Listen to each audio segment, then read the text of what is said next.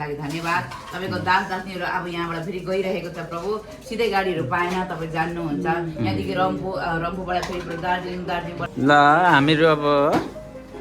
माझीटारबाट है त माझीटारबाट कता अरे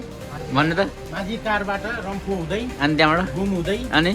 त्यसपछि पशुपति हुँदै इलाम छिर्छ ओहो ल ल ल कन्ठै गर्नु भएको रहेछ अर्को स्याहार्ने थिएन कस्तो राम्रो त्यो चाहिँ माथि हिँड्न पनि गाह्रो हुने गरी मोटाएको छ चारजना आउनुहोस् त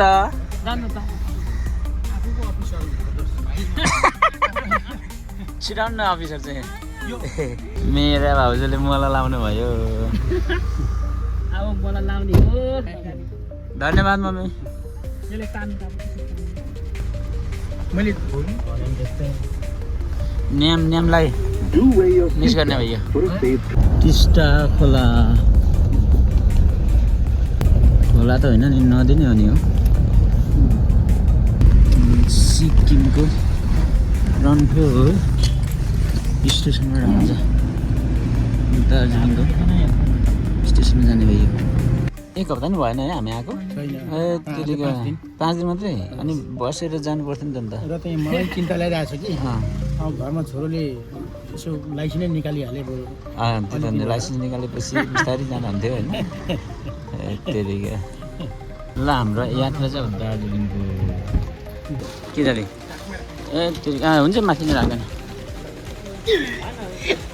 के भयो रमाइलो भयो क्या अगाडि को अरे त अफिस एकवटा टेस्ट पनि गरे छम धन्यवाद हजुरलाई हुन्छ धन्यवाद ए टेस्ट त होइन अब त गन्ध मात्रै बास्ना मात्रै होइन बास्ना मात्रै राख्नै पाइयो त्यही त धन्यवाद स्वादै कहीँ सुन्तला तपाईँ पनि पिउने हो सुन्तला by by thank you so much ल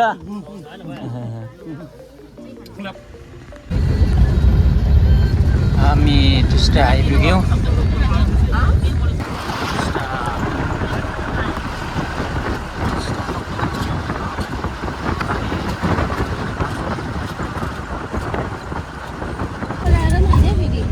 हेलो यात्रा राम्रै भइरहेको छ एकदम ठिक छ हामी कहाँ आइपुग्यौँ अरे टिस्टा ल हामी अहिले घुम आइपुग्यौँ भाउजूलाई सुन्तलाले काम गर्दैछ भन्दै है ल दार्जिलिङको घुम अरे यो 6 माइल ए के भयो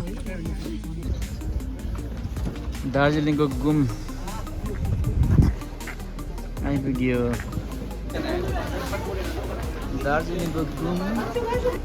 दार्जिलिङको यो घुमबाट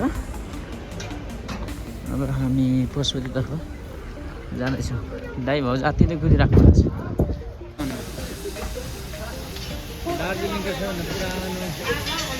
ट्रेनमा कोइलाहरूले इन्जिन तताउने काम भइरहेको छ यहाँ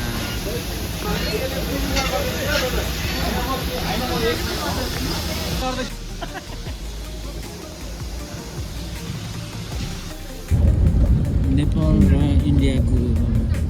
सिमाना बोजरको नाम पनि सिमाना पारी सन्दकपुर बादल ल पशुपति पनि आइपुग्यो दाजु कहाँ आइपुग्यो अरे हामी पशुपति नेपाल छिर्यो म विदेश गरेर नै आयो रम्फूबाट हामी 8:15तिर भएको हामी यहाँ आइपुग्दा कति 12 बजे है पशुपतिमा ल अलिअलि भोकाको अवस्था पशुपतिमा खाना खाँदै 150 रुपियाँ प्लेट रहेछ इन्डियन